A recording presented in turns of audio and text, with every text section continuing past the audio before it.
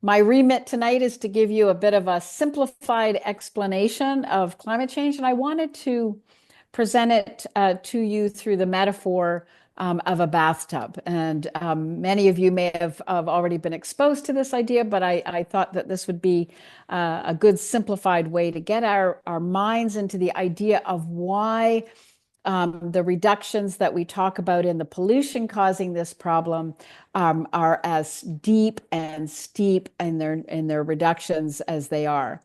And so if you think about the fact that we get up every day and through the lives that we live, the businesses that we run, the industry work that gets done, pretty much all of that work is fueled through the burning of fossil fuels, whether that's coal, oil, or natural gas.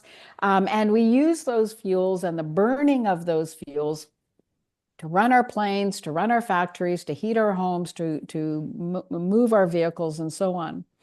And each of these activities, each of this burning, and I say burning over and over again for a reason, we often talk about climate change as if there's no agent. It's not fossil fuels per se, it's the burning of the fossil fuels that is causing the problem. And each year globally, we're putting into the air more than the natural ocean systems, forest systems can actually absorb. And so every single year, about half of what we generate through the burning of these fossil fuels, generating these heat trapping gases, whether it's carbon dioxide or nitrous oxide and so on, methane, stay in the atmosphere.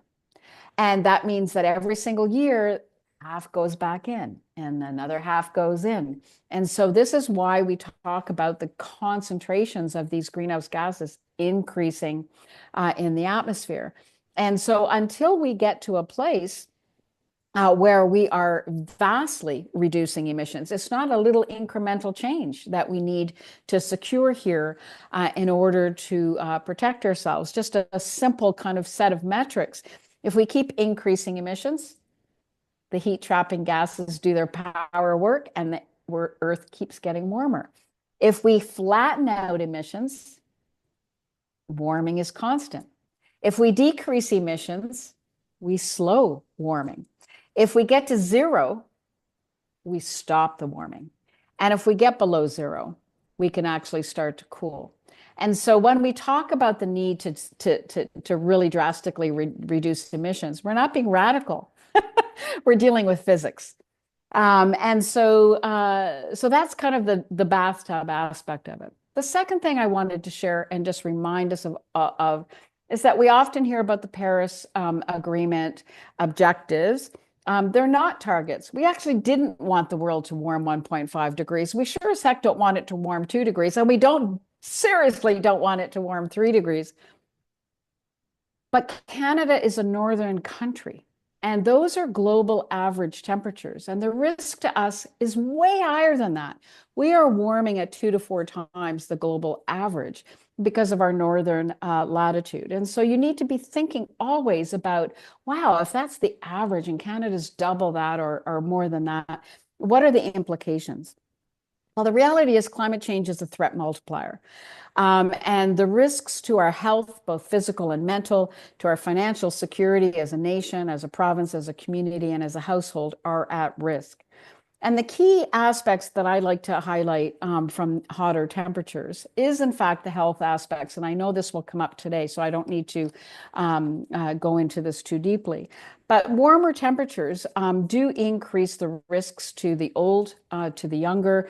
And I think of my son, who is a person who works outdoors and who is actually not able to work in some of the very hot temperatures that he's now experiencing on the Ottawa climate. So think of our construction workers and our landscapers and so on. It's also that the weather is more erratic. We've supercharged the weather system in terms of energy levels. We've got more moisture in the atmosphere because it's hotter, and so we'll have drier conditions, but when it does snow or rain, it's more intense. And this unsafe weather is actually costing us a lot economically. exceeded $3 billion in just insured damage in 2023. And just think of the flash floods that happened in Toronto last July. That is upwards of about $1 billion of costs. So our weather is becoming more unsafe. It's making our population more unsafe. And so the question then becomes, what is it that we can do about these things? And you might, as an individual, say, well, what is it that I can do? I can't do anything. Canada can't do anything. We're a small polluter relative to the rest. Well, nothing could be further from the truth. We do know that Canada is a high per capita emitter of the pollution causing the problem. We're a large producer of fossil fuels. We need to own and take responsibility for that. But it's also the case that when we succumb, if you will, to these ideas that other countries are more responsible, the US and China and so on, we undermine our own personal and social power. But we also undermine our own understanding of the physics of climate change, because every ton actually matters. Think of a glass of water. Think of that as the global carbon budget, and think of your dripping water into that glass, and you're coming to the top of the glass, and that's where we are on the global carbon budget, that load that keeps coming every year after year after year into the atmosphere. And is it our ton? Is it a Canadian ton that takes us over the edge to 1.5 to 2 to 3 degrees?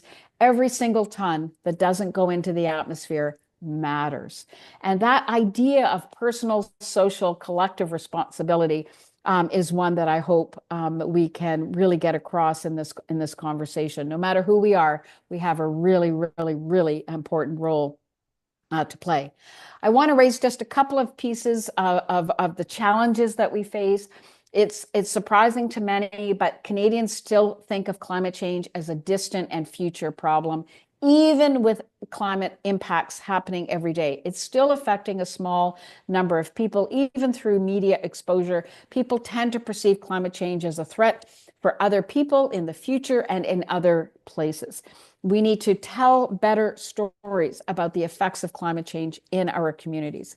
We also, through misinformation around the carbon price, have really created the perception that climate action is unfair. We've got to establish that actually dealing with climate change is fair. And the biggest way to do that from the public perspective and the research I do is to hold big polluters accountable. And so let me just close by saying, I think this is why Susan's here to guide me to close off my chat, is that we do need to make climate action an issue that influences our vote. It happens to be that most folks do not vote with climate change in mind. I'm sorry to say that, but it is true. We need to talk about climate change to everybody we know, and caring and loving ways. We need to be a role model in every way that we can, particularly about telling people that we vote with climate change in mind.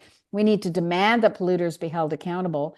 And I say this because you are in an Ontario election. We're about to come to a federal election.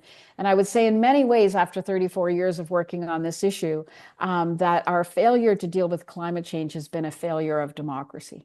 And so we do need to vote with this issue in mind, and to bring attention to politicians that this is an issue that we care about and that we intend to vote on. Thank you. Thank you so much. I feel like the most unpopular person in the room cutting you off, because I think we could listen to you all night. But we're going to head over